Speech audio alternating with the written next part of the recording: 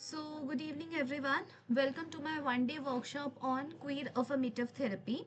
So, I am Ria Kurania. I am the therapist and the founder of the Psychicc Mantraa.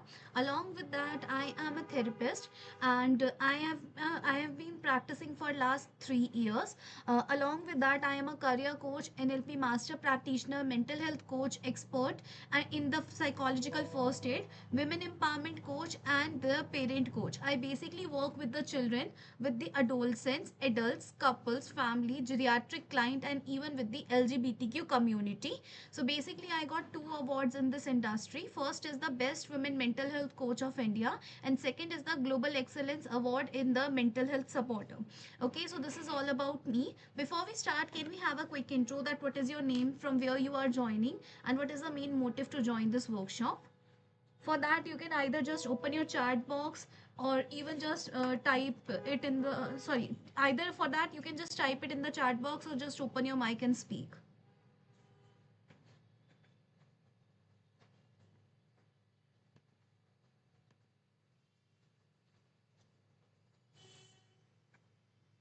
Anyone who want to introduce themselves?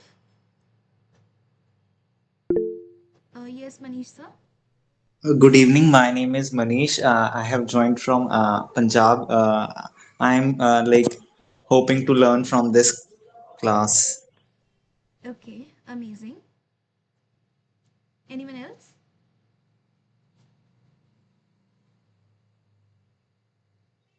It's fine, just take your time, it's okay. Okay, so basically, today in our 90-minute journey, we will understand the queer affirmative therapy in the three phases. First phase is the foundation, second is the toolkit, and third is the application. So, in the first phase, that is the foundation, we will understand the history, the philosophy, and the why of the queer affirmative therapy. It's like why we need this therapy, and who are the main people who are getting benefited from this, and why it is necessary to learn, and how we can heal this thing in the future. Second, we will learn the toolkit, that we will learn about the 10 step by step activities. These are the practical tools that if you are working with the queer community, with the people having the issues about their sexuality, about their gender roles, or about anything like that, then what are the main activities that you can use with them. Third is the application, in which we will review a detailed case study of the Maya, which is again that doesn't belong from the real case history, but yes, a quick intro so that you will understand that how you can apply the queer affirmative therapy with your clients. Okay, so you will learn exactly how to handle the real life situation. So this is what we are going to learn in this 90 minutes. Okay, so now, before we start, I just want to ask that do you know about the queer affirmative therapy, or is it something that is completely new?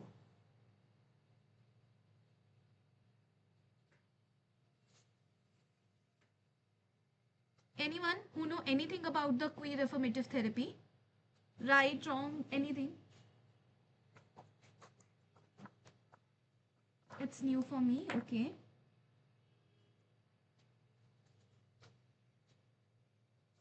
And how about others?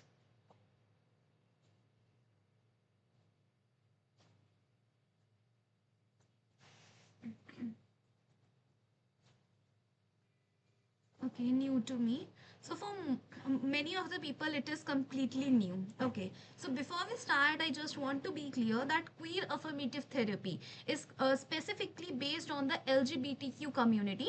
It's like if we have any case or any therapy session as a therapist, when we got any case from those clients, then at that point, how we can handle those things. It's like they have a lot of the issues. Okay, it's like the issues related to like coming out, related to the homophobia, related to their own internal issues. So everything like that, everything is covered in the queer affirmative therapy. Okay, so this is what the basic thing of the queer affirmative therapy is.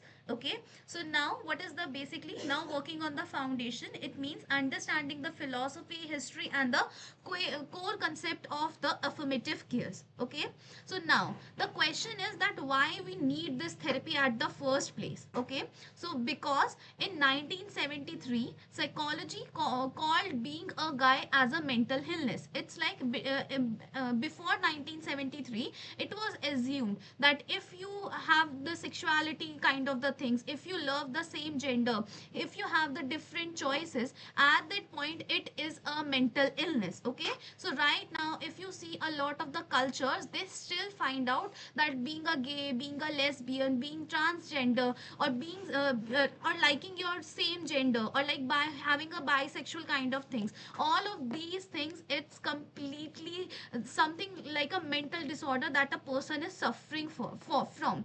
And because of this, many people or therapists before 1973, they use the conversion therapy. Conversion therapy means torturing the people, giving them the shocks, applying a lot of the techniques like that, so that they will just lose their interest in all of those sexual issues, and they have to accept one gender.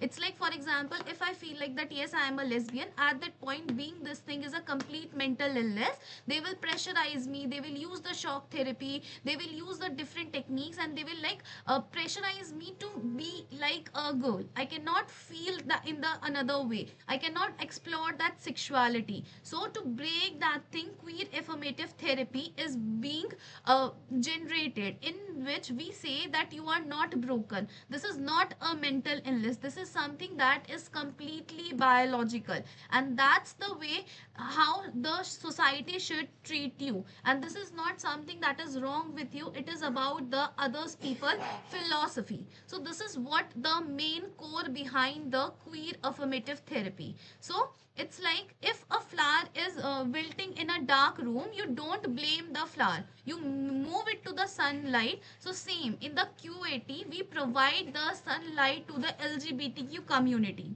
Okay, is that clear, or am I going too fast?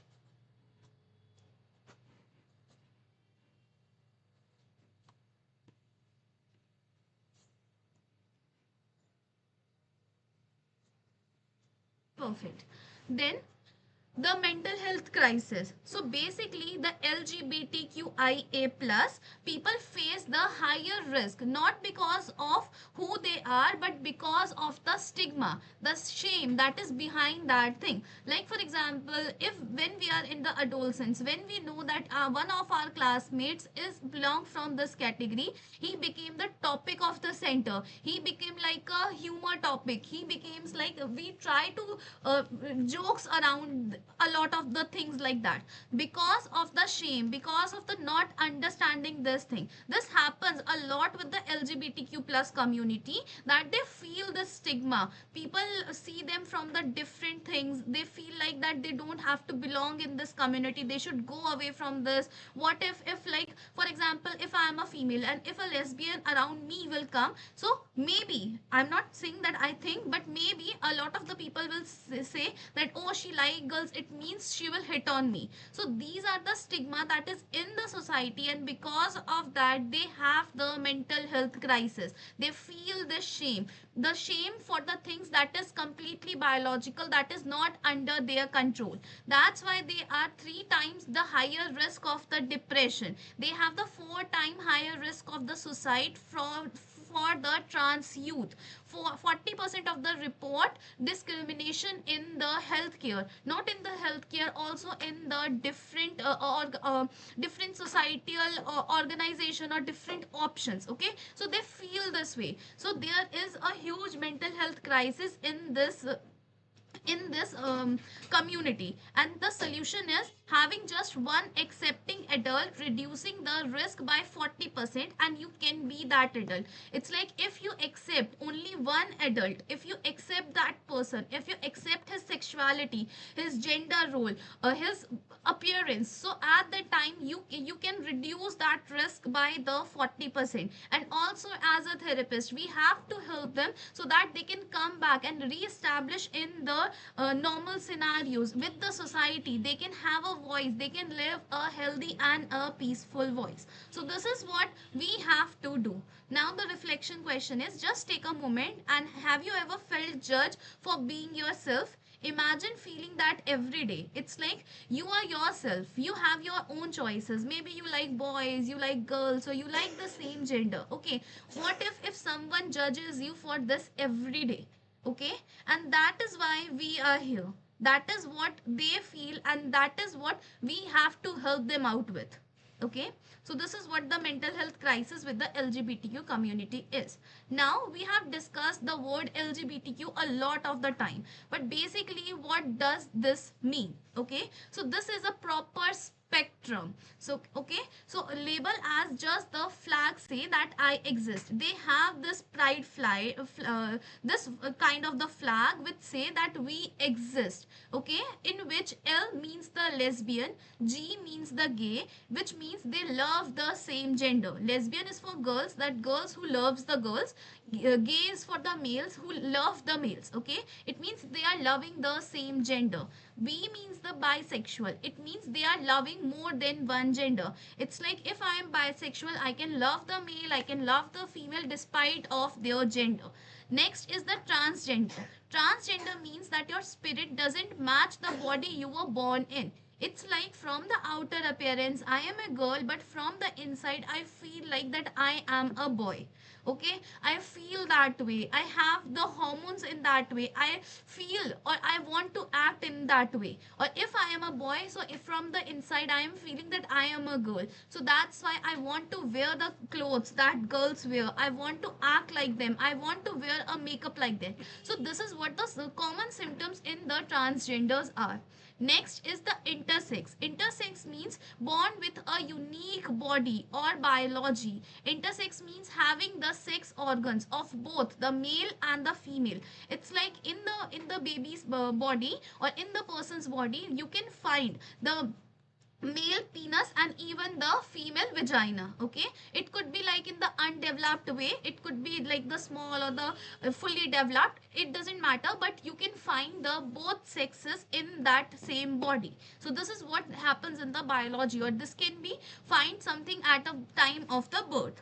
Next is the Q. Q means a fluid umbrella term for not straight. When you are feeling that I am not straight, not straight means that I am loving the same gender. Sorry, I am loving the opposite gender. It's like if I am a female, I love a man. So this is like a straight gender. But when you are feeling that no, this is not something, or I am like a fluid kind of thing. It's like I can love anyone, I can be in any of these spectrum. So that comes under the Q. Then it's come the A. A means asexual. It means that they are not interested in the sex, and that's completely okay. It's like they don't have that urges. They don't love the same gender, even the opposite gender. So this is what the asexual means. And then come this plus. Plus means that there are a lot of the people with the different sexuality types that cannot be described. So everything comes under the plus. Okay, so this is what LGBTQA plus means. Is it clear? Any doubts?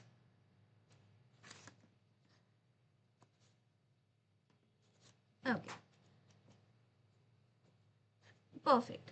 Then we are breaking the binary. That is, now we are understanding that what is the gender, what is the sexual orientation, gender expression, and the biological sex. So basically gender is a galaxy, it is not a checkbox. So society say that there are only two boxes, that is a male and the female.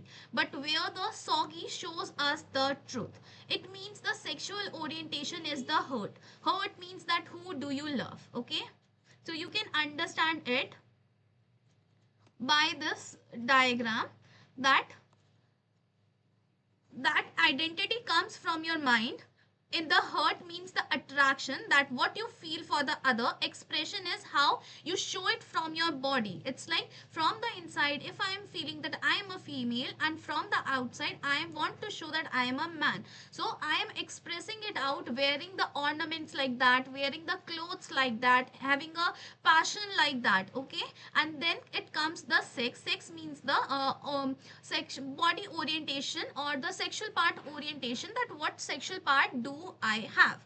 Okay, so society normally says that it's only about the male and the female, but basically we have divided into these four parts. First is the sexual orientation, which comes as a hurt, that who you love. Okay, do you love the same gender, do you like the different gender, do you like the both gender.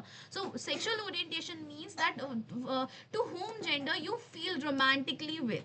Next come the gender identity. It's like a head that says that who you feel you are, like from the inside, who do you feel you are. Okay, gender, it's like the societal terms of understanding a male and a female roles. So from your head, what do you think that who you are. Like for example, according to the societal norms right now, the nurturing is the work of a female, and power kind of works and these kind of the works are the work of a male. The girl wear a skirt and a male wear a jeans or a pant. So in the gender identity, from the head you will feel that who you are. It's like from the outside you or from your body appearance you are a boy, but from the inside you like that girly stuffs according to the society. So this is what we just a second.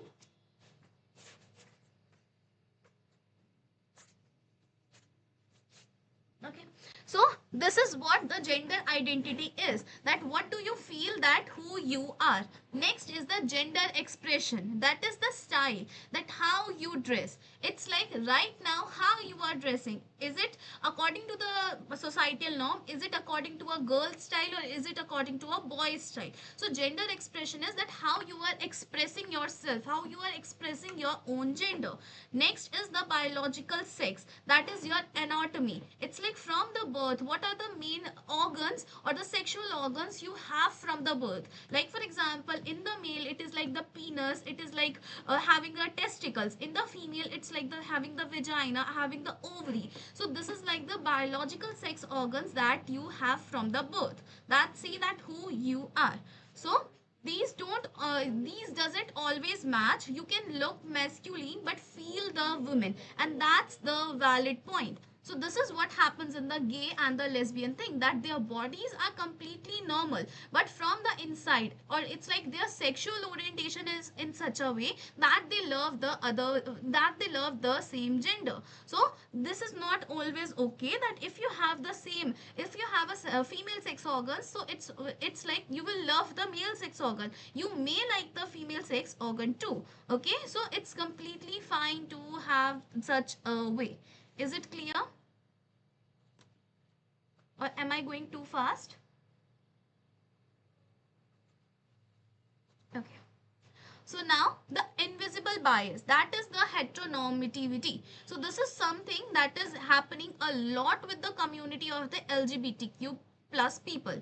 So the definition of this heteronormative word is, it is assuming that straight is the default setting for the human beings. It makes the queer people feel invisible.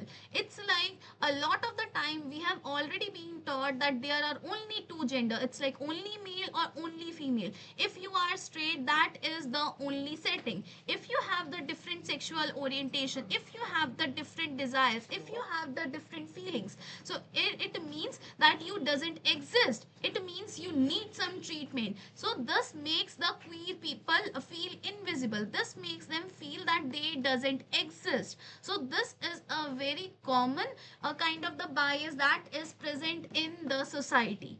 Along with that, the common biases that we have to avoid is asking a woman that do you have a husband.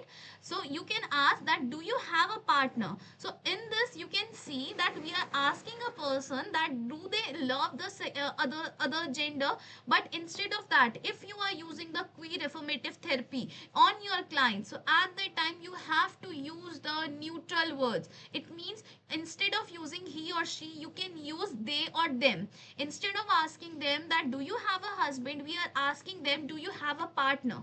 We are not arguing on their own gender, and we are not asking their partner's gender.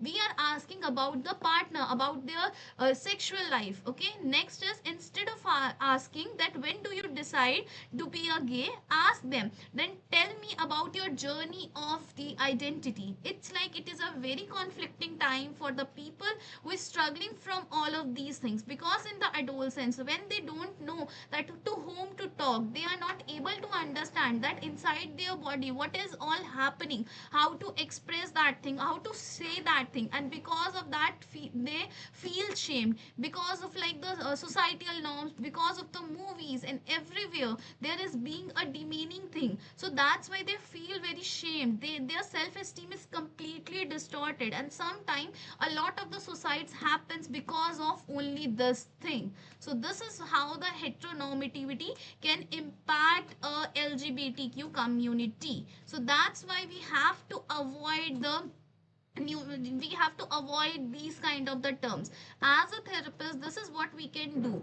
Instead of for all of our clients, instead of assuming that what is their gender, what is their sexuality, we have to use the neutral tone so that they will feel comfortable. They will feel that yes, as a therapist, or this is their safe place. We are a person to whom they can talk, who can psycho educate them, who can help them to deal with this shame, who can help them to be. Is my screen is completely blank?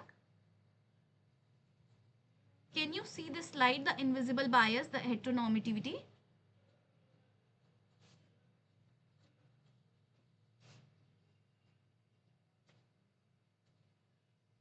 And what about others? Okay. Mm. So Kanksha ma'am, you can just leave and join again. I think it's a glitch from your end. Or you can just refresh your phone. Okay, perfect. So, um I was saying that yes, that's why we have to use the neutral term so that they can feel safe. They know that yes, being a therapist, we are here to help them out to deal with all of these issues, because they don't know that how to talk to their partners, how to tell their parents, how to survive in that situation. And along with that, right now there is a lot of taboo around this topic. So how to deal with their day-to-day life problem. It's like if they are in a job, if they are in a friends group at the time when everyone is teasing them, everyone is making fun of them, so just imagine that how much pressure they might be feeling at that point, because they are not able to change this thing, because this is something that is coming from their inside. This is not something that they can control. So that's why working with those people, working or helping them out is really important. And this is what being a queer affirmative therapist we do with the client. Okay, so now just imagine that if everyone assumed that you love pizza and they gave it for every birthday, when you say that I hate pizza, they just look shocked. That shock hurts. Don't be the person who is serving the unwanted pizza. So this is what happens with the queer community, that everyone assume that they are completely normal, or this is just a phase, or this is just because of the Bollywood, or if they have seen something. It is not like biological. When they deny all of those things, and when they try to force them to be in a gender, or be in such a zone where they cannot feel themselves, where they cannot feel their own identity, where they cannot live their life, and they are living that thing for a longer period of time, and people are doing this thing, so how they might be feeling, and being a therapist, how we can help them out. So this is what we are doing as a queer affirmative therapist.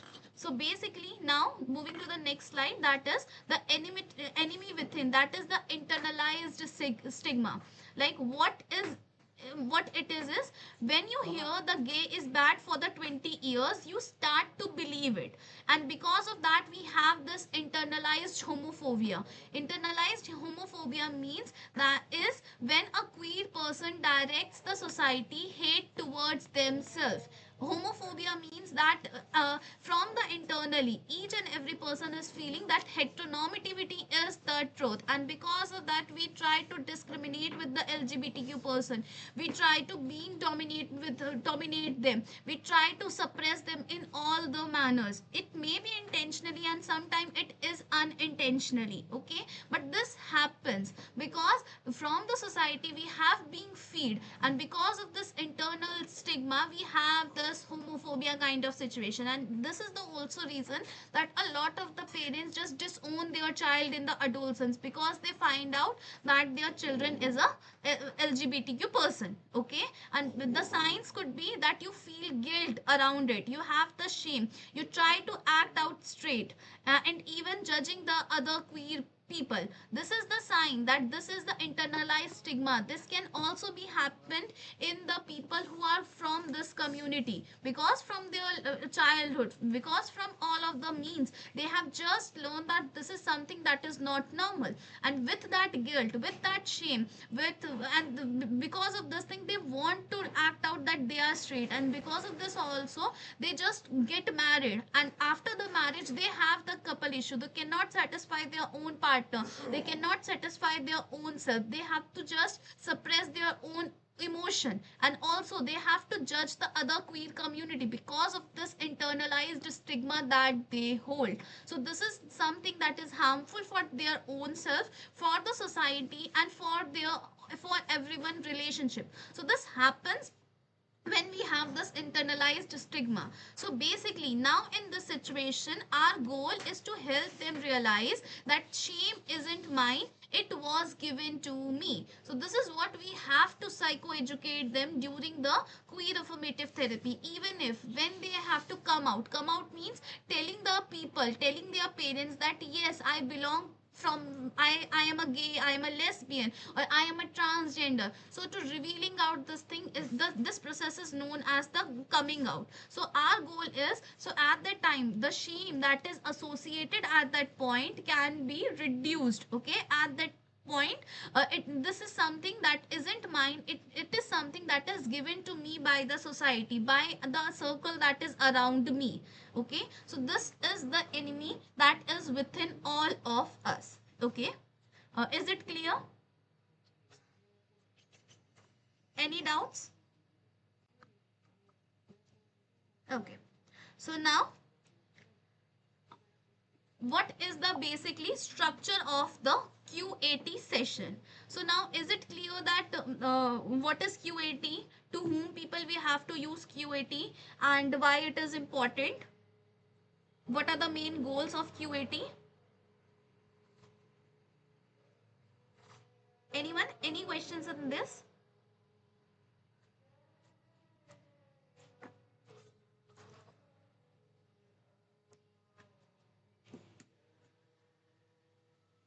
Okay. If no, then we can move forward. Now, moving to the next part, that is the structure of the QAT session. So, basically, how do you actually run the therapy? So, this is the flow that if you are working with the queer community. So, basically, the first phase A is the safety that comes from the session 1 to the session 3. That's the main goal, is to establish the trust in between the therapist and in between the client, so that they can validate the reality, fix the forms, use the pronouns correctly, and do not dig into the trauma yet. This is what the action you have to do in this session. Basically, working on the rapport building so that the client can be comfortable around you, going with the proper case history kind of the thing, so that you can understand their situation without going deep into their trauma. Maybe like for example, they may have the bullying experience because of being a gay, because of being in the queer community. So that's why in the first three session we have to provide that safe and the non-judgmental space to the client, so that they are able to build the rapport, feel safe, and can work properly in the upcoming sessions. Now in the phase 2 we will start with the deep work, which comes from the session 4 to 8, in which which we basically unpack the stigma, in which the main actions are: identify the internalized shame, that is there any internalized homophobia or any shame related to this topic. Use the voice detective activity that we are going to learn in the upcoming slides. Next is the connect the symptoms to the external stress. It's like from the a lot of the stress signals, or because the reason behind a lot of the stress or anxiety is something that is coming from the inside. So in the deep work we are analyzing all of those things so that we can work properly. At this point we are giving them some intervention techniques, some plans, so that they can cope up in their day-to-day life, and even build the resilience in them so that they can live a proper and a happy life. Next is the integration, that is ongoing, which the main goal is the joy and the community. That means build the chosen family, find the queer spaces and celebrate the identity. So in the queer community, basically when we are working with those people, at that point there are two to three options. First option is either they want to just come out to all of the society. They want to tell everyone that yes, they are the queer community, but sometimes they are not able to handle that shame, or they don't want to handle all of those things. So at that time we have to create that community around them, so that, or like the selected people, maybe they are close family members or close friend, to whom they can decide to tell this. If they still don't want, or if they are not able to hold that thing, if they want to just close themselves, it's like not telling to anyone that they are from the queer community, that's okay, that is also an option for them. So in the phase 3, that is completely ongoing, we are basically working on the joy and the community, so that they feel fulfilled, they can celebrate their identity, they can come out if they want. If they want to come out, if for a long of sorry for a lot of the people, they can come out. If they want to select the limited people, then still they can do. At the time, yes, they have a lot of shame, they have to face a lot of things. So now at the time, how they can cope with all of those things, this is what we basically taught them in the Q80 session. Okay, so now this is the part 1. Now we are working with the toolkit, that is the 10 transformational activity that as a queer affirmative therapist you can use on your client to clear the mental clutter they have. So this is the part 2. Before we start this, any doubts in the part A, any doubts in the foundation philosophy and the related stuff?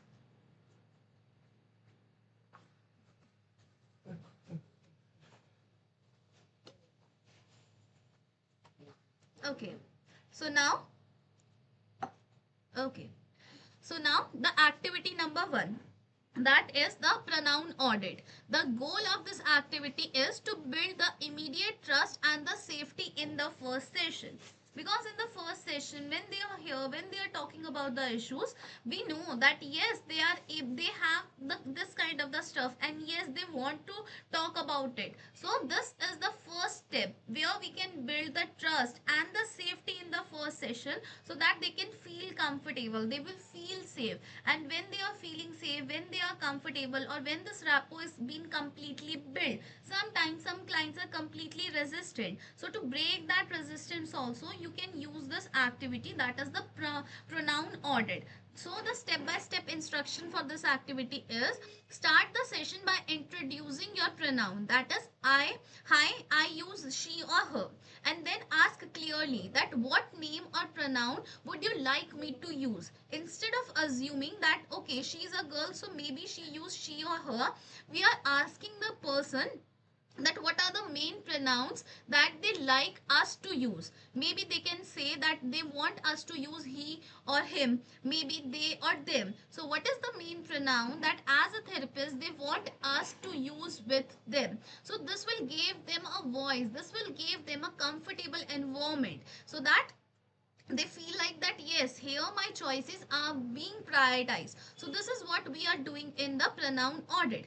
After that thing, when you have asked them that what pronoun should be used, then you can write it down immediately in your therapy notes, so that this can also give a non-verbal kind of the signal to the client that yes, the person who is front of me or the therapist is taking care of me. They are prioritizing me. They will not like try to imitate their own thinking on me. Okay, so this is what we are doing. The next is that if you mess up, if you feel like that they want us to use they or them, but you still use the other pronouns, then at that time say the sorry and say that I meant he, and move on. Don't over apologize. So this is how they will understand that yes, this person, the person is looking at me. They feel like that I am seen immediately, and they stop worrying about being judged and can focus on the healing part.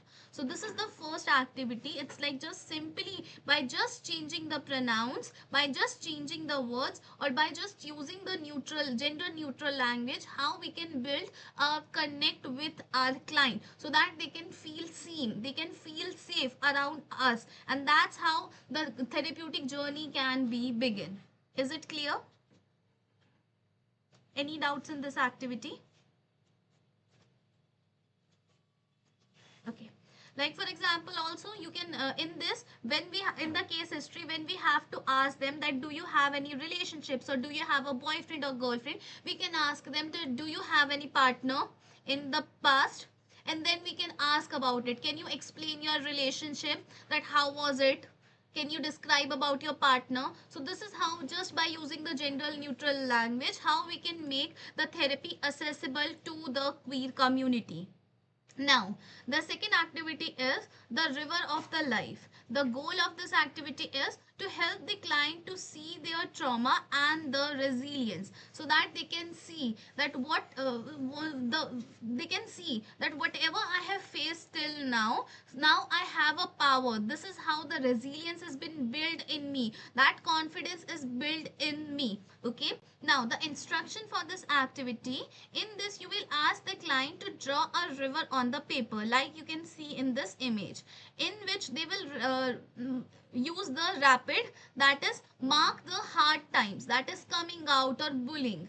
It's like in the river they will first mark out like a milestone kind of things or the hard times. It's like from my birth, in the starting of the time or the starting of the adolescence, they will mark the times which is very hard for them. It's like they are being bullied, they are being tortured, or when they are coming out for the society. So this is what we will write in the rapid. Next is the calm pools, that is mark the safe time, that is a supportive friends or family or someone who did something for them. So this is the calm pools. So this is what they have to do. It's like on the simple river they are drawing. First of all, that river will represent their own life. First, they will mark the rapid, that is their hard times, and the calm pools, that will represent their safe times. And then we will have a discussion around it with the client, that look at your river. You swam through those rapids. You are a survivor, because when they come to us at that time, their self-confidence is completely being distorted. They have very low self-confidence. They don't see any hope for their future. So to build that hope, to see that yes, I have a power to move forward, I can do a lot of good things in my life. Yes, I have suffered a lot and now I am something and I can do anything better. So to create that motivation, to create that safe place for the client, we are using this activity, because this will shift the narrative of the client from I am damaged, or I cannot handle all of this, to that I am strong, I am capable, I can move forward in my life. So this is how, just by using simple activities during the starting of the session, it will help. It will also help you as a therapist to understand their life journey, their rapid points, or what are the main incidents that are triggering to the clients. And also with those incidents also, for the future interventions, you can plan it out for the clients. Okay. Is it clear? Any doubts in this activity?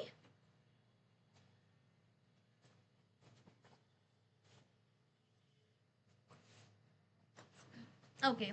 Then moving to the third activity, that is the voice detective. The goal of this activity is reducing the self-hate, that is the internalized stigma.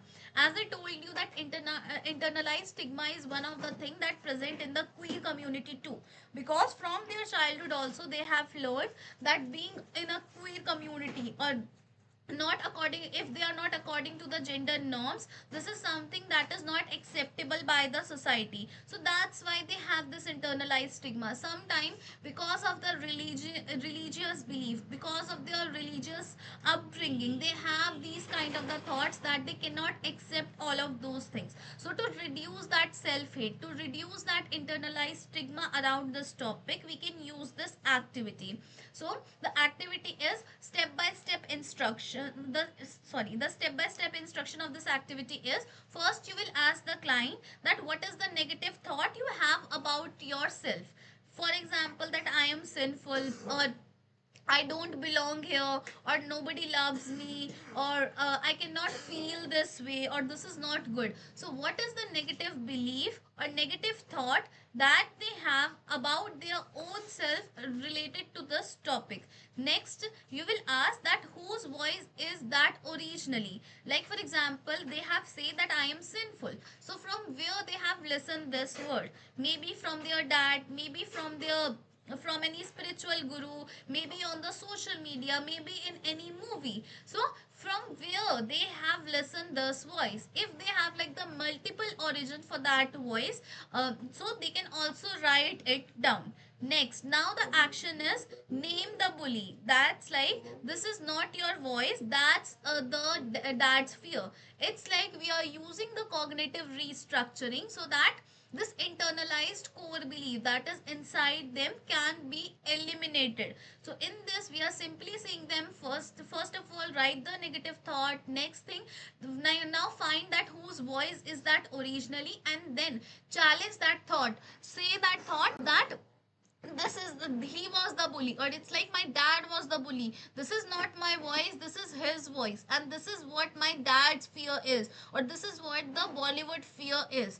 Okay, so this is how they will the client will separate their true self from the shame, and they realize the hate is external, this is not internal. So like after that thing, they are able to explore their identity, they are able to love their own self, because from the inside when you feel like that, oh I am something different from the people, at the time it will bring that shame, it will bring that hatred towards their own self. So first of all, first step is for the queer community is that they will accept their own self, they will accept their identity. That's why they can build their own self concept around it. They can decide that whether they want to come out or don't come out, and this will help them out that if someone bullies them in the future, if someone makes them make a fun around this topic, so that this is the only thing that can help them out. So that's why we are restructuring their thoughts, we are replacing or eliminating those negative beliefs in their mind, so that when this is externalized, when every belief is being externalized, now they can now we can psychoeducate them towards the good things, or the things that can help them out. So this is what we are doing in this the voice detective activity. Is it clear? Any doubts in this?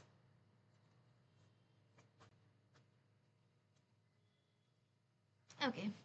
So now the fourth activity is the stress map. So basically the goal of this activity is visualizing the invisible backpack of the pressure. So this happens to a lot of the people, not just because they are the queer community, this happens to the normal people too, that they have an invisible backpack that holds a lot of the stressor, a lot of the things, a lot of the issues, and a lot of the things they are just carrying with themselves. So to visualize that what is in their backpack that is creating a pressure in their life, we are using this activity, which is the stress map. Now the instruction for this activity is, we will ask the client to draw in the middle of the paper. It's like this is based on the art therapy. We are giving them one paper and asking them to draw in the middle. First they have to draw the arrow pointing in, that means the stressors, that what is the stressors in their their life. It could be the internal stressors, it could be the external stressors, like for example the laws, the family, the boss, or the Bollywood movies. Or what are the internal stressors? Maybe they have any thoughts that is creating that stress in their life, so they have to create a arrow like in. So it's like in this backpack, this is going in. Now draw the arrow pointing outside. Outside means that what are the coping skills, or whom are the people with them they are feeling very resilient, with him with whom they are feeling that yes, I am completely, I can express myself without any judgment or without anything. So this is what going into the out, that is the art, friends, or the pride, or the coping tools that they already use.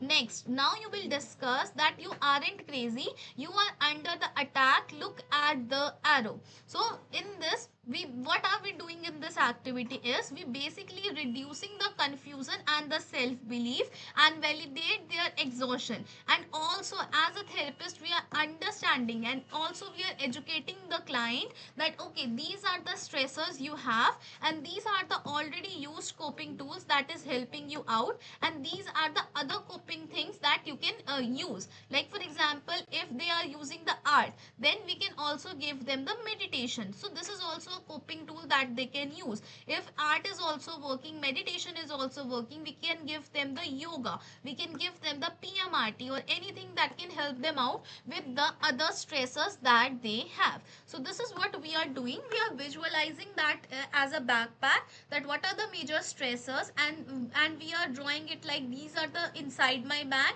and then we are creating an outside arrow and telling that these stressors can be come out from these coping tools or these things or with these people. Okay, and then we are like preparing them that at the time of the stress, so they can understand their trigger points, they can understand their stresses, they can understand their own coping tools. So this will validate their exhaustions, this will reduce that self blame, and sometimes they are extremely confused that what to do at this point. So this activity can help them out with all of those things. Is it clear?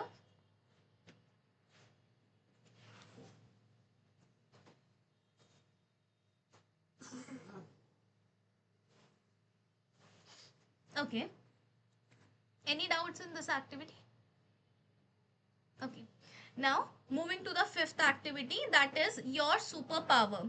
So, the goal is to finding the pride in the identity. So, it's like you are feeling proud about your identity. Instead of having a shame, you are accepting it. You are able to express it out. It's like if I ask you that what is your gender? So, maybe you will say, oh, I am a man or I am a female. And when you are talking like this, you are not shamed to say that thing. You are not afraid that oh, what happens if someone know that I am a male or a female.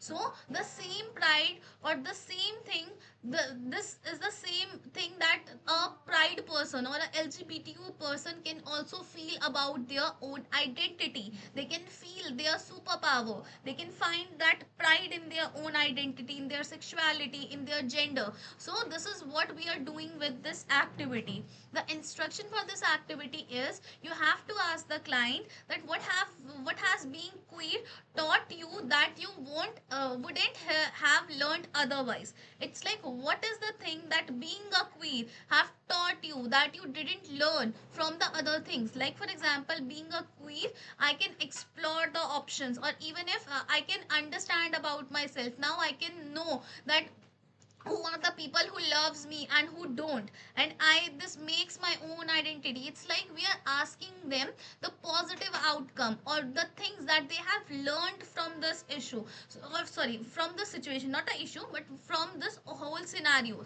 the things that they have learned from this. Okay, so that they can find a reason to be proud of. Sometime when they are able to find a reason, it's like when we in simple terms, when we also have a crisis in our life, at that time when we are not able to find that strength, when we are not able to find that thing in ourselves to represent that thing in a in a good manner, at the time also we also feel like oh, we cannot say about it. So same thing for them. So we are asking them that what is the things that they have learned from this thing that they cannot learn otherwise.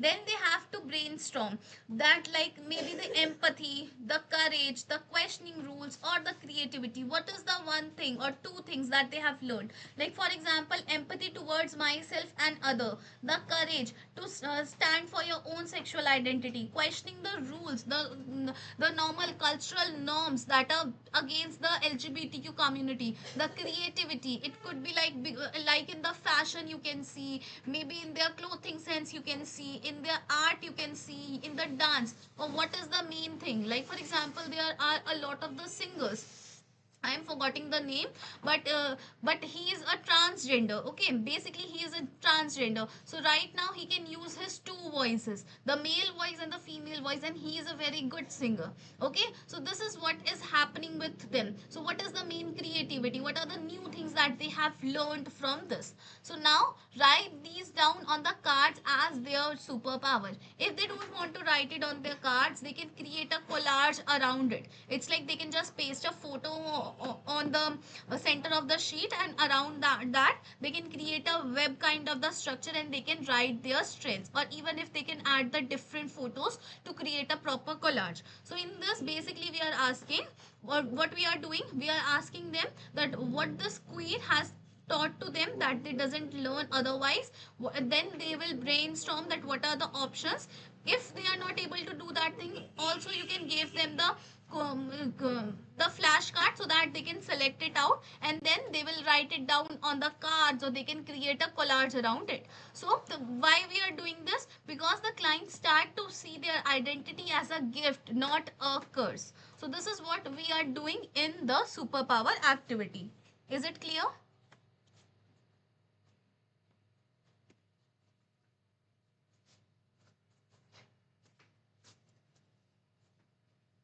Okay. So now the activity number 6, that is the safety card.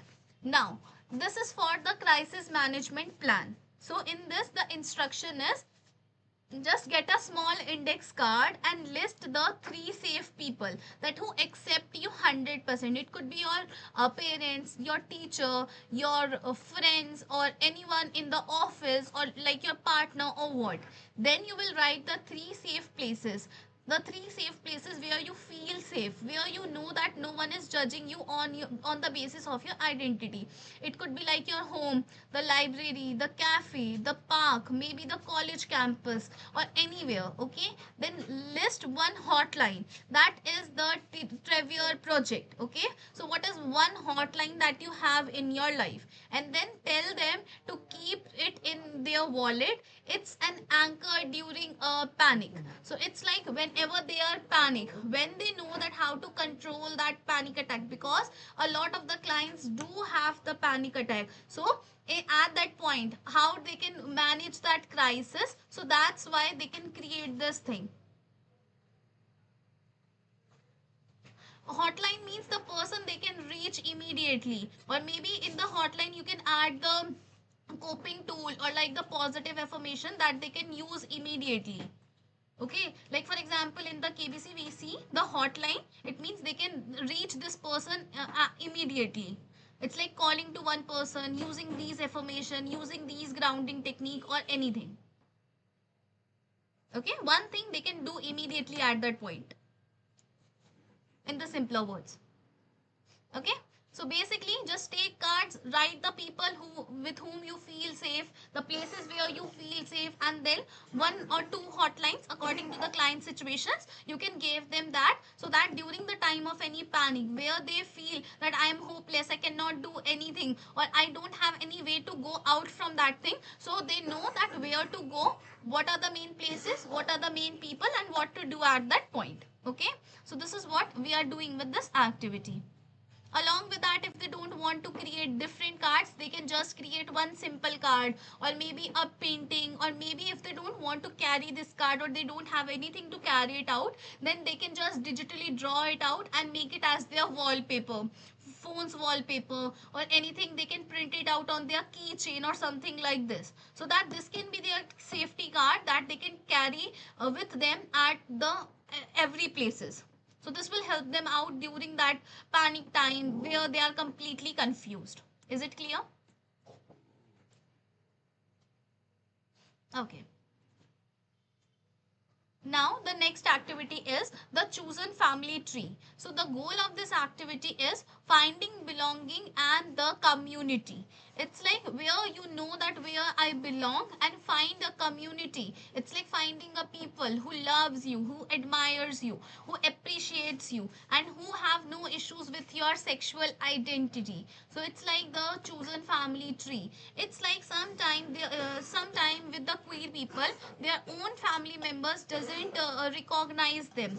They just try to exploit them, or they become very toxic at the point. So now the chosen family, it's like the family other than the family by choice. It is not something biological, but it's like the family who are being chosen by the choice. Like for example, some friends, or maybe some partners, or maybe some neighbors who love them, who appreciates them, or who accepts them. It could be like a mentor, it could be like a friend, or what. So we are creating that family tree, or the chosen family tree, with whom they feel comfortable, who where they feel that yes, I belongs here. So now the instruction for this is draw a tree structure, and then explain that in this activity the family doesn't mean that is by the chance. The family is the choice. Now fill the branches with the friends, members, or the people who belongs to that family tree, and then you will discuss that you are not alone. You have built your own tribe. So this is what we are doing in this activity. It's like creating a family tree, but the chosen one, so that they know that yes, I have a social support, I have a community, I am not alone. If I have any issues, or whenever they are feeling hopeless, so they know that yes, I have a community. Sometime when they are being bullied, they don't have this feeling that I am accepted by the society. So by looking at this tree, this will reduce the isolation. This will validate the non-biological bonds as the real and the important one, so that it can help them out for their future goals. Okay, so this is what we are doing in this activity. Is it clear? Okay. So now, moving to the next activity, the activity number 8, that is the if then plan. So this is to manage the anxiety about what ifs. Okay, so sometime the clients or LGBTQ community have these thoughts that what if this happened, what if this person knows that I am from the queer community, what if they bullies me, what if they just make fun of me, what if I don't get successful in my career because of my sexuality. So what if the if and then plan, this is something that can help them out to manage all of these worries. Okay, so now the instruction for this activity is, we will ask the client that what is your biggest fear right now. Like for example, my mom's find out. Okay, so this is their biggest fear. So what is the biggest fear for the client? And then they will write that if mom finds out, what is the one thing that they find out, or what is the worst scenario is in their mind. Okay, and then write, then I will go to the Sarah house and call you. It's like we are asking that what is the biggest fear, then they will write their biggest fear, and in the form of that if this happens, then they will do this. Okay, just a second.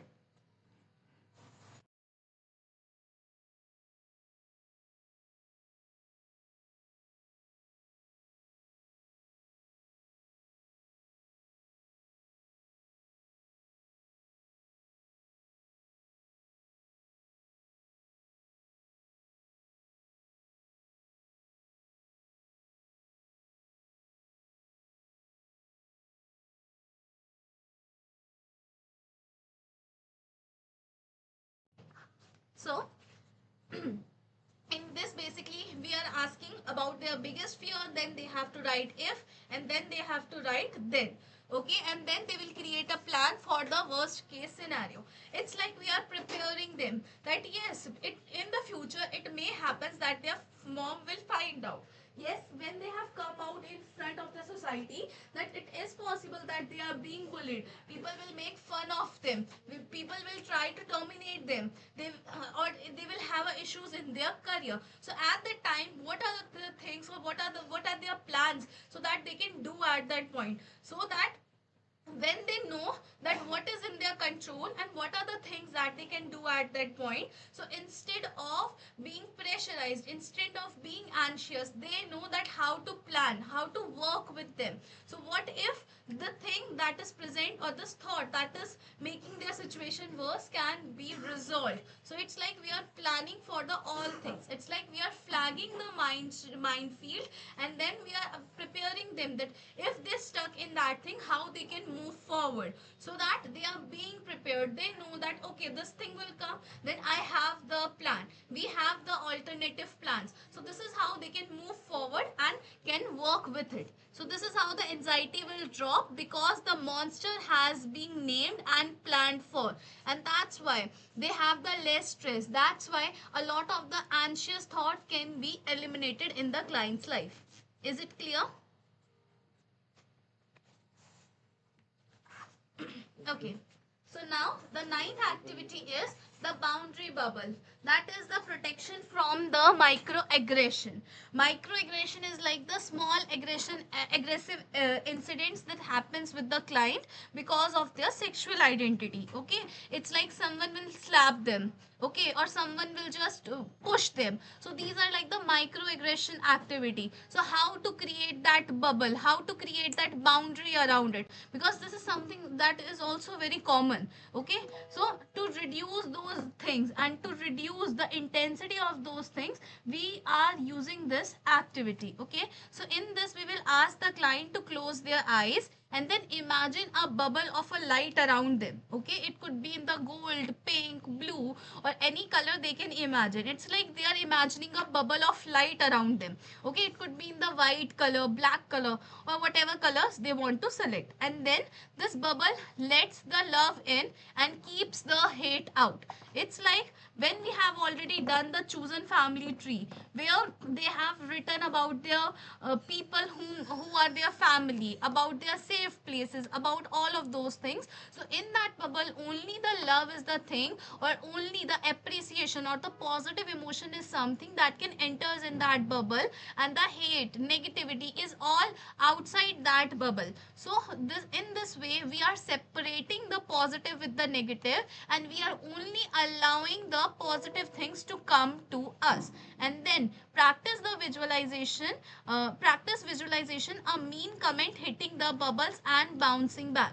Now in this, now they are practicing that mean bubble, that mean comment is coming and bouncing back. If someone is trying to make fun of them, so their thoughts or their words are just hitting that bubble and that is bouncing back. So this is how they become more resilient. They have that confidence, they have that patience. Sometimes some microaggression kind of the words that is making the situation worse can worsen the situation, to provide them a mental shield that they can use in the toxic environment. So this is what we are doing, this is how we are preparing. And even if before the coming out, we are preparing them in such a way so that when they come out, or when they want to explain their own to express their own identity, how they can identify them properly, how they can work with them properly. So this is what we are doing in this boundary bubble activity, that every microaggression or everything other than the love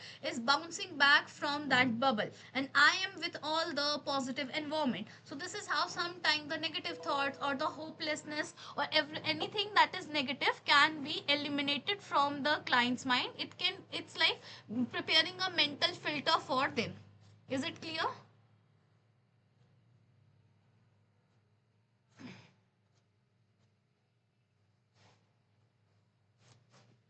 Okay. So now the last activity of the day is the letter of the compassion. The goal of this activity is healing the inner child. So sometime when they have a lot of the issues in their childhood, in the adolescence, because of the sexuality issues, their childhood or their inner child is to be healed. So in this letter, the letter of the compassion, we are working with that, so that the deep emotional release can be done, and the self acceptance of the client, so that they can accept themselves, they can accept their identity, the anything that is in their stigma stigma or like the homophobia kind of things can be eliminated. They can see themselves with the empathy. They have that compassion towards their own self. So this is what we are doing in this activity. So we are asking the client to write a letter to yourself at the age of 10, and then in that letter tell that child that what you know now. So it's like right now you are being psychoeducated, you know a lot of things about your sexuality, now you have a good life or anything around it. So now you have to write a letter to your younger self. It's like when at the age of 10 or 11, when you just know about your own self, when you are really confused. So now write a letter to that child. In that thing you can use the phrases like that: you are not broken, we made it out, I love you, this is the knowledge, this is the exact thing, don't worry about it, this is your reality and you accept it, and when you accept it everything is beautiful. So it's like they have to write a letter in which they will express their own self. This is what they will express to a 10-year-old child, okay, to their own inner child. So this will help them. So if they have any inbuilt guilt, if they have any inbuilt triggers, if they have any inbuilt kind of the grief, so this is how it can be resolved with this activity. Now the expected outcome of this activity is the deep emotional release and the self acceptance. Okay, when the self compassion is being built in the client, after that, even if you can use the different meditation uh, like the metta meditation or the love and the kindness meditation, so that you can build that compassion towards their own self, and this will help them out for their future purposes. This will build that resilience to the client. So this is what the letter of compassion is, and how you can pair it with the love and the kindness meditation. Is it clear, or any doubts still now? Anyone, any questions? Am I clear till now? Okay. So before we start with the part 3, let's do a love and the kindness meditation. So you can also feel that how you can build that love and the compassion in the client's life. Okay, just a second.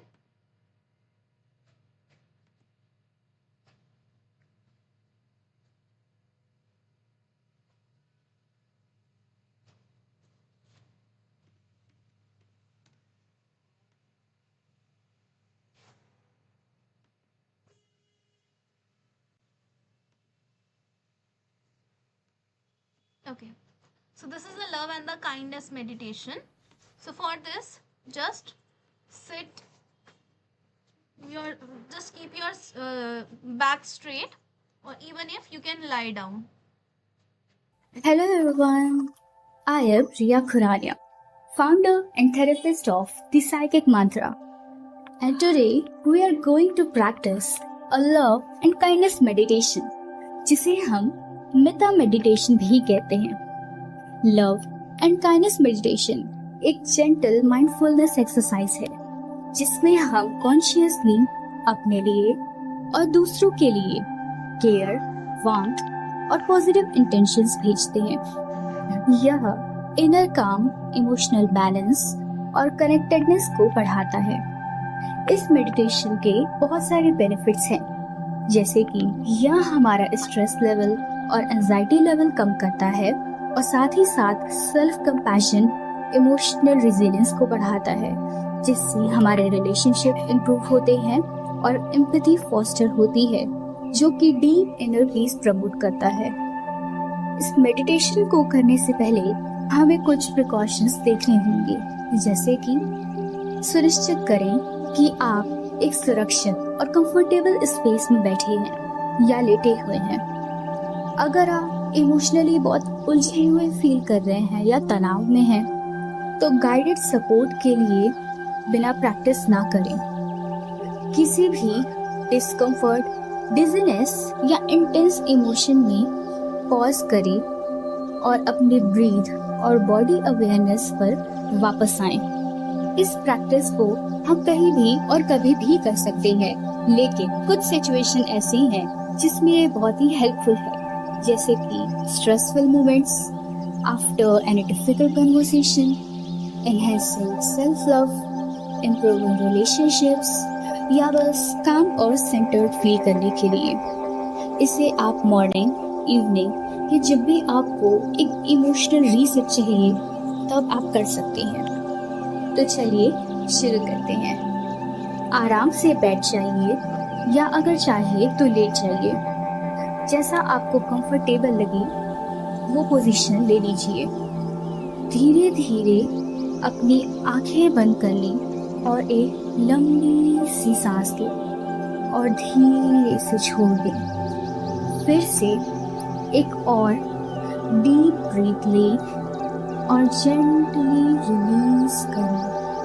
बस अपने शरीर को notice करें। जहाँ supported लग रहा हो, जहाँ सेंटर्ड फील कर रहा हो, वहाँ अपना ध्यान केंद्रित करें। हर सांस के साथ महसूस करें कि आपका शरीर थोड़ा और रिलैक्स होता जा रहा है।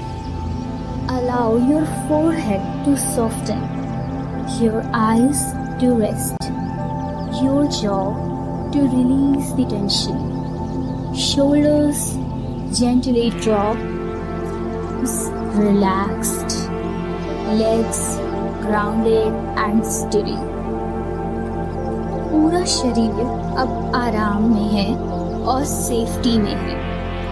अब अपने चेस्ट में एक जेंटल वार्मथ महसूस करें। यह सॉफ्टनेस, केयर और जेंटल काइंडनेस की एक लाइट है, एक सोर्स है।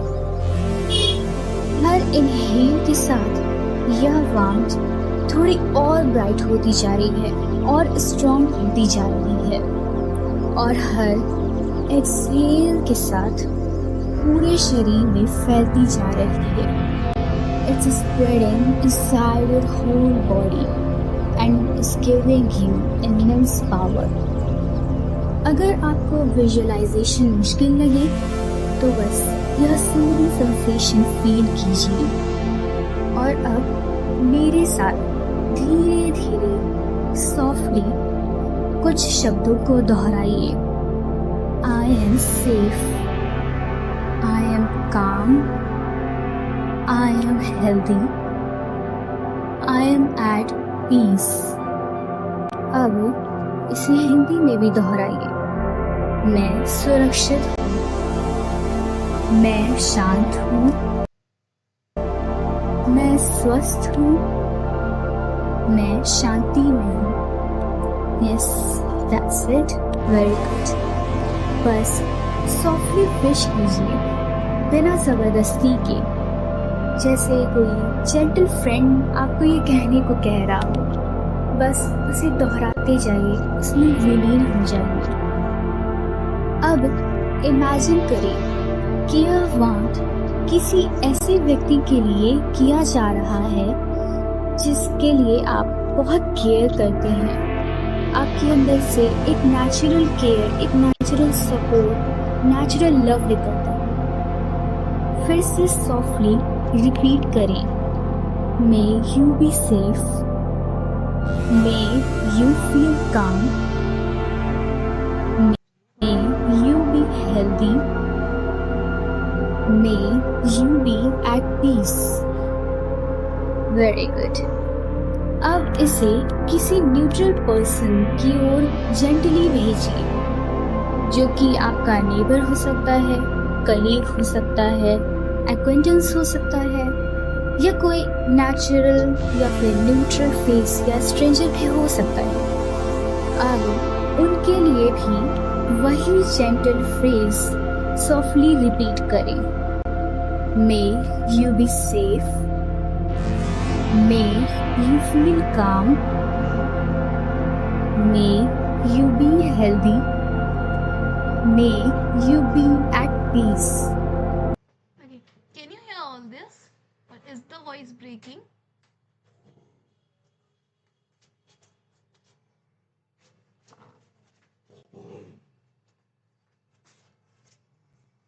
Okay, I think it is audible. Okay. अगर Okay, so I was feeling the same way. I just watched. Okay, so I can send you the link of this meditation. So basically in this love and the kindness meditation, you can see that how we are creating that the love, how we are cultivating the self love in the client. Okay, first we are doing it for our own self, and then we are directing it towards the people who is around us. Okay, so this is what we are doing for this thing. So the love and the kindness meditation, you can use it in the vice versa way. It's like you are using it on the client so that they can love their own self, and to their own, or also to the parents, so that when they know that their child is from the LGBTQ community, so this is how they can also create that love, that empathy in themselves for their child. So this is how you can use this meditation. I will send the link in the group. Please watch it properly, and after that, if you have any doubts, you can personally message me. Okay, so now in the first part we have understand the foundation, that why, what is the queer affirmative therapy, why it is important, and why it will come to the first place. Then we understand about the few activities. Now is the third part, that is the application, that is the case study and the real world integration. So basically this is a case study, so that you can also understand about the queer affirmative therapy in a simpler manner. So this is very basic or the beginner friendly workshop, so that you will get to know about it, you become little bit familiar about it. Along with that, there are a lot of the issues, a lot of the things to be learned in the queer affirmative therapy, but everything cannot be covered in 1.5 hours, so that's why I keep it very basic. I hope everything is clear till now, and this will help you out for your future things. Okay, so now the case history. Now meet the Maya.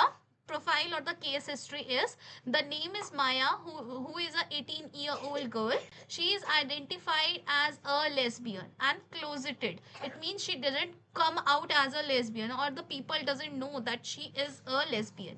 Now the situation is, she lives in a very strict and a conservative parents, and she knows that she is a lesbian, but is terrified to tell them. It's like she want to come out, but due to her family situation, because she has a conservative parents, her parents are really strict, so she is very terrified to tell about his sexual orientation to his family.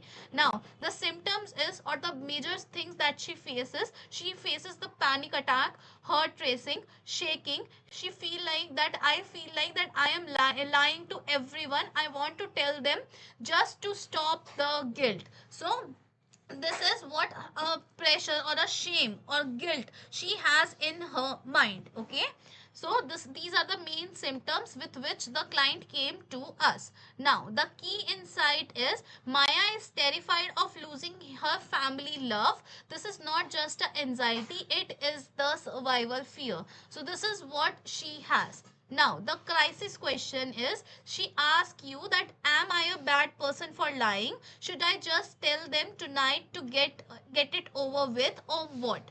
Okay, so this is a crisis question, that this is what she asked to you. Okay, so now before we move forward, can anyone say that at that point what you can told them? If she asked this question to you, then as a queer affirmative therapist or as a therapist, what should be your response? Anyone who want to try?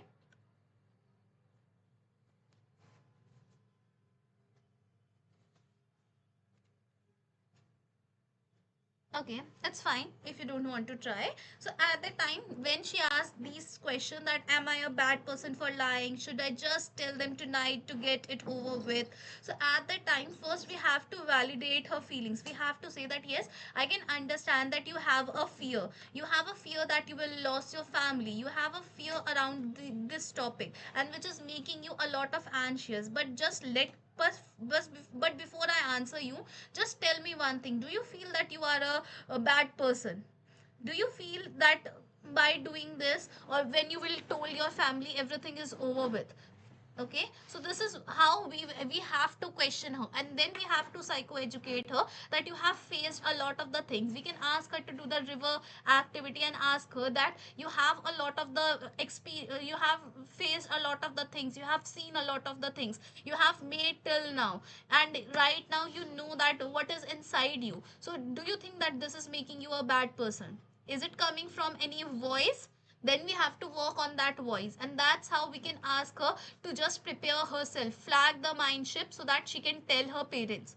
If you tell her parents, if this is making you more comfortable, if this is how you want to live, then this is your choice. This should be not some other's choice, because this is your life and this is your choice.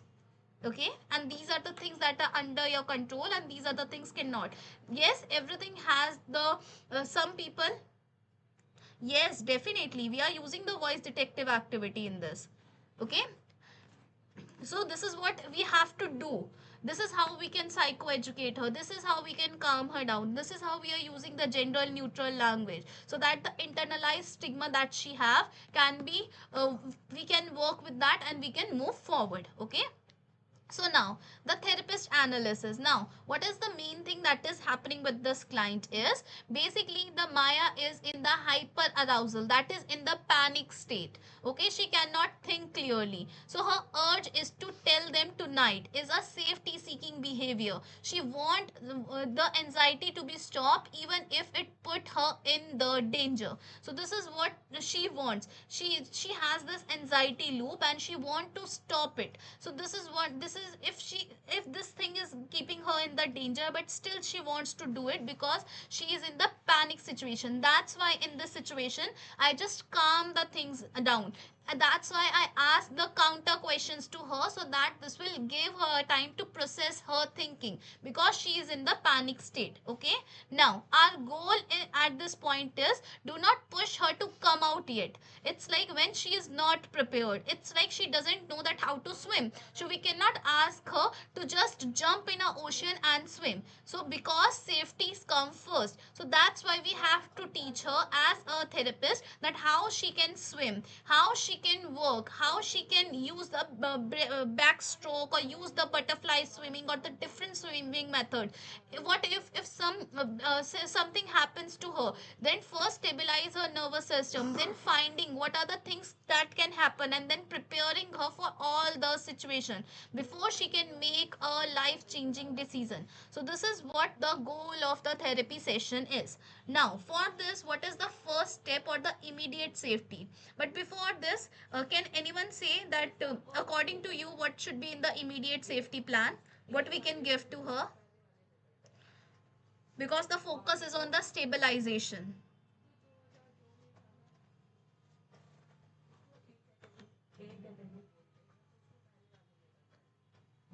Anyone? Any activity suggestions? Whatever we have learned, according to you, what activities you can give to the client?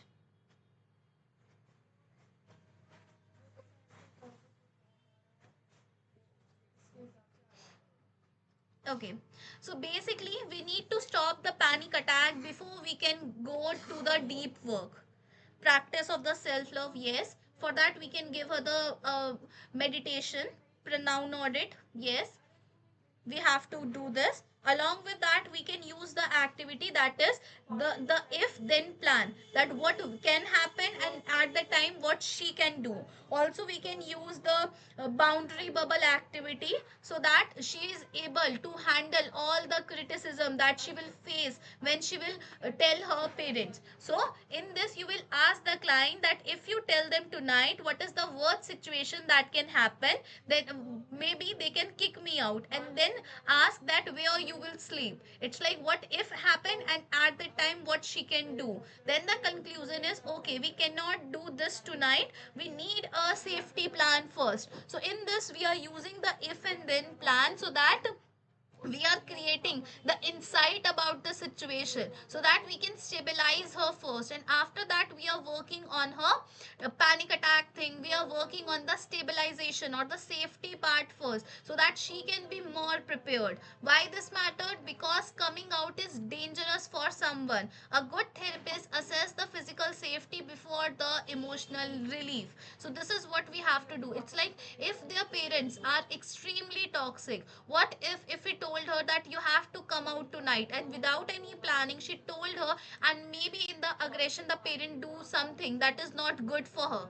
So at that point this is not a thing. So to prepare her in all the way, we have to see all the possibilities, because we have to focus on the physical safety first in this scenario. The result is, after doing or after having this activity is, Maya will realize that she need to prepare, not to react, and the urge to act impulsively will be stopped. And then we can work on the validation and the shame reduction, which focus on, am I a bad person? Because this is something, this shows that she has the internalized stigma, herself have the homophobia around that topic. So the Maya believe her secrecy is a sin or a lie. We need to reframe this. For this we can use the voice detective activity that someone just suggested. So this is what we can do, so that she can validate and we can reduce the shame around this topic. Okay, so why this matter is, Maya is carrying a immense guilt. We must help her to see that her survival instinct is a strength, it is not a failure. Okay, so this is what we are doing it. Next is, along with these things, we can also use the activity, that is the safety card, your superpower, the stress map, even the river of the life. So these are the other activities that we have already learned. So you can also use these activity also during these steps. Now the intervention step 3 is, now we have to reduce the isolation. For this you can use the safety card for the connection thing, where the Maya can feel that she is facing this giant monster alone, so she will not feel this way. So in this you are using the safety card, that is finding one person she can trust. It could be a cousin, a teacher, or a friend. Then we will write down the number of the TVR project. It's like the hotline project that she will do, that what she will do at the immediate action time. And when we make a plan for her to call them when she feels panic, so this is how she will feel connected, and the panic attack she already have can be reduced with the reducing the isolation. The result is, Maya will leave the session with a plan, a lifeline, and the knowledge that she is not bad and she is not alone. So this is what we are doing. So basically what we have after the reduction of the isolation, then we can flag the mind shift, that what are the things that can happen at the time, what she can do. Like for example, if her parents will kick her out from the house, so what is her next plan?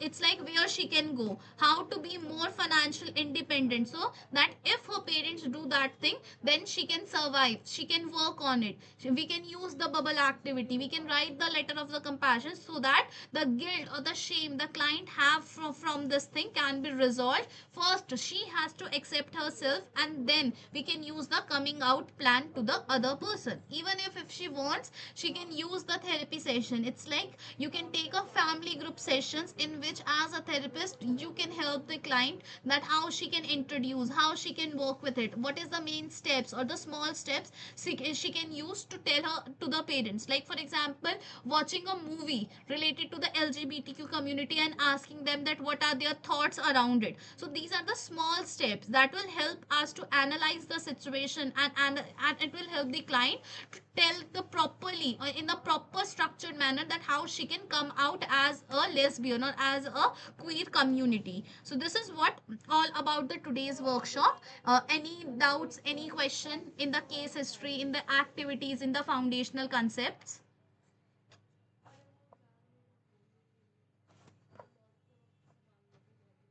Anyone? Okay. Hi Rima ma'am.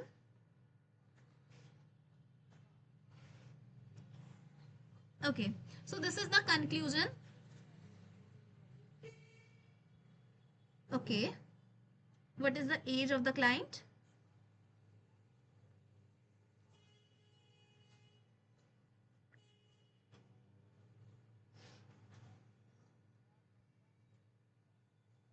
Okay, okay,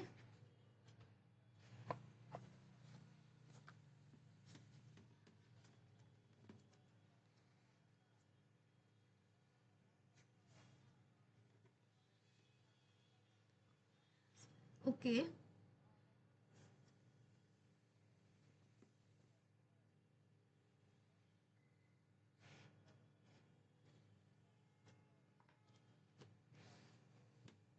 Okay, in this, first you have to ask her that what she wants. Is it something, or the marriage she is doing, is it because of the family pressure or what? She's still confused. Then give her the activities where she can explore this thing. It's like using the visualization thing, using the art therapy. Okay, she dated him and the girl, so it's like she want the relationship with both of them or one of them. So this is her complete choice. So this is what you can do is, she wants to be both of them. Then at that point, first just relax her down.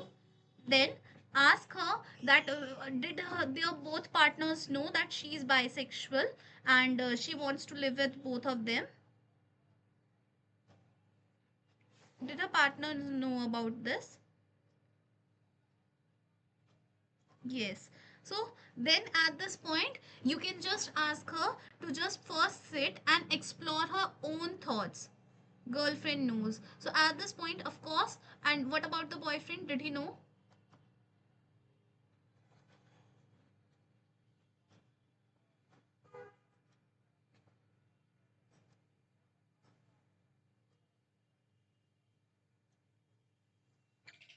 Okay, so boyfriend doesn't know. So first thing is, first of all, don't suggest her anything. It's okay. So first of all, don't suggest her anything, because she has to decide that what she wants to do, whether she wants to live with both of them, whether she wants to just engage and live with a boyfriend only, or whether she wants to like cheat him. So it's like her personal decision. Okay, so it's like her identity, her decision kind of thing. So in this, first help her to explore her own self. It's like first relax her down, use the mindfulness technique, use the art therapy, so that the things can get clearer in her mind. Okay, because you told me that she is really confused, so you can use the different activities. It's like using the scribbling, using the cognitive restructuring, using the visualization, visualizing her safe place or a happy place. These kind of the small activities can help her out to resolve the things. And after that thing, when she is little bit calm, and then ask that what is the possible things that she can do. Like for example, she can tell all the possible options for that, and then write the pros and the cons in each situation. And at this thing, what is the one thing that she can do? It's like maybe telling her boyfriend that she is bisexual and want to live with both, telling her girlfriend that she is just marrying and leaving her, or going into a multiple relationship. It's like living with the male friend, sorry, living with her boyfriend and living with that thing. Okay, or living with a female partner also. And next thing is, she can control herself, or she can just be in the monogamy relationship. So what are the main possible outcomes for the scenarios, and what is the pros in all the situation, and what is the cons in all the situation, and in those situation, what is the one thing that she wants to do. Okay, when she is calm, she is able to take the decision. And after that thing, if she want to come out in front of her boyfriend, then you can plan that how she can come out, how she can try to talk to her, what are the possible outcomes, what are the things that the boyfriend can say, and how to act in such a way. If this is possible, that's completely fine. If she is like, if she wants to just be with her boyfriend, then how to cut off with this relationship, how to process that grief, how to work with that thing, then you can work with that thing. Because the decision is all about the client. We can ask her that, okay, these are the possible things, these are the pros and these are the cons, and now it's the decision, and it's your decision. We are not the one who is taking the decision for you. Okay, so this is what you can do in this situation. First, calm her down, use the mindfulness technique, give her time to explore that thing, give her time to explore her own body. This is what you can do with her. If she is confused, it means she have the insight, she has a decision. You cannot take a decision on behalf of her. Because sometimes, when as a therapist, when they try to be judgmental, when they try to just find a solution for the client's issue, it can just got relapsed. Sometimes it can go completely against the therapist. So that's why we have to be neutral. It's her call that what she wants. Okay, but yes, as a therapist, this is what we can do. Okay. Okay, so any other questions, any other doubts?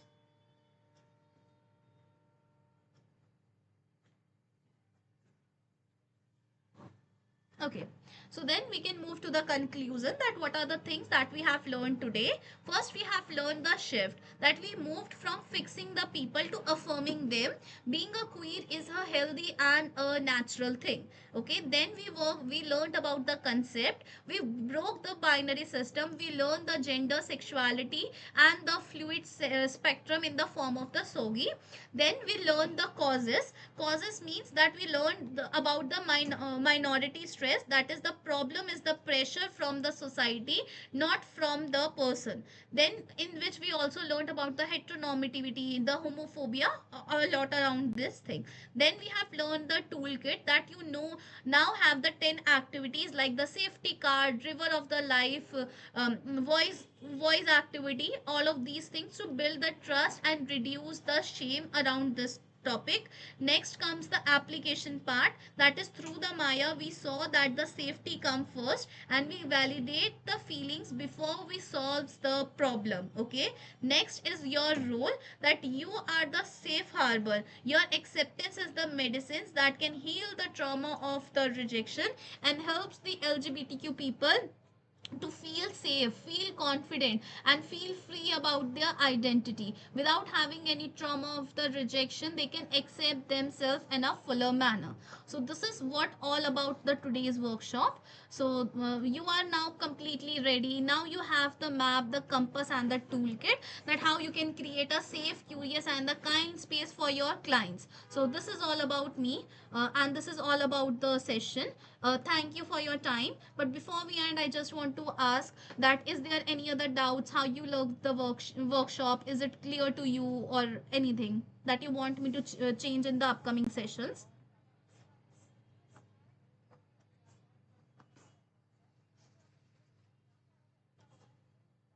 Thank you so much, Reena ma'am.